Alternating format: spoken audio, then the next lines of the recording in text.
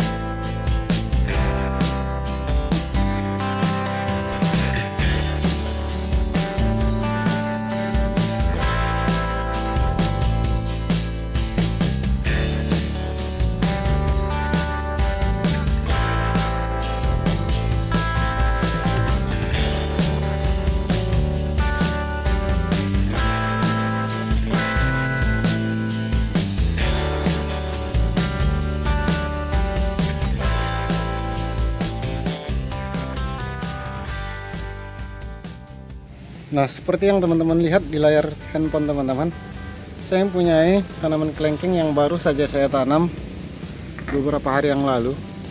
Dan jika teman-teman lihat,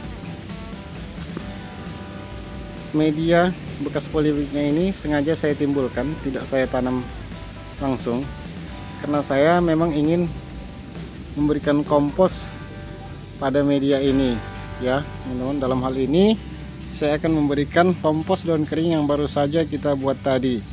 Nah, saya yakin dan percaya begitu teman-teman melihat video ini, teman-teman sudah terpikir untuk keluar dari video ini. Tapi tenang teman-teman, setelah kita mengaplikasikan daun kering ini sebagai kompos secara langsung pada tanaman ini, nanti saya akan jelaskan, dan saya yakin dan percaya setelah saya jelaskan teman-teman akan percaya dan pasti akan masuk akal ya penjelasan yang akan saya bahas di belakang nantinya.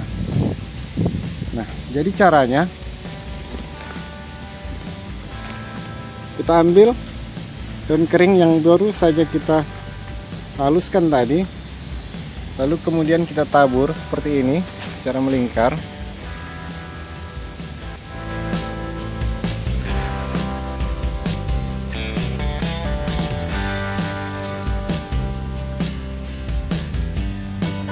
Nah, setelah kita tabur tipis saja, selapis saja seperti itu, kemudian kita biarkan ya teman-teman, jangan kita pendam ke dalam tanah, karena apabila nanti kita pendam ke dalam tanah maka akan terjadi proses pengomposan dan biasanya itu akan menimbulkan uap yang panas ya. Jadi kemungkinan gas-gas yang terkandung di dalam daun ini akan menjadikan medianya menjadi panas. Nah, jadi caranya tidak usah dipendam, tidak usah ditanam, biarkan aja seperti ini. Dan biasanya kalau untuk tabulan pot, entah 1 bulan atau 2 bulan sekali kita akan menggemburkan media kita. Nah, pada saat kita menggemburkan media kita, maka secara otomatis daun kering ini akan tertanam dengan sendirinya, akan tercampur dengan sendirinya dengan tanahnya ya. Dan pada saat itu daun kering ini sudah menjadi kompos secara alami ya, yang dilakukan oleh tanahnya. Jadi tanah kita akan menjadikan daun kering ini sebagai kompos secara alami ya, karena bisa dipastikan di dalam tanah ini tentu saja banyak mengandung bakteri-bakteri baik yang nantinya akan menjadikan daun kering ini sebagai kompos. Nah, logikanya saya akan perlihatkan kepada teman-teman seperti ini. Ini adalah pohon asam ya, asam belimbing kalau di tempat saya namanya. Ini hanya contoh, jadi saya pastikan, yang saya ketahui bahwa semua pohon apapun jenisnya pasti akan mengalami yang namanya gugur daun ya, daunnya gugur. Dan ketika daunnya gugur, maka daun itu akan berserakan di tanah seperti ini. Lalu apakah tanaman itu akan sakit? Apakah tanaman itu akan mati hanya karena daun-daun yang berserakan seperti ini?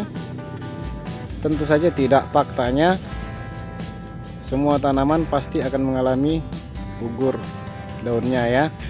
Dan ternyata tidak ada masalah. Jadi seperti itulah caranya. Nah ini daun-daun gugur ini lambat laun akan membusuk, akan terurai oleh bakteri-bakteri pengurai yang ada di dalam tanah, sehingga lama-kelamaan dia akan menyatu dengan tanah. Dan begitu juga lah daun kering yang kita aplikasikan pada tabu lampot tadi,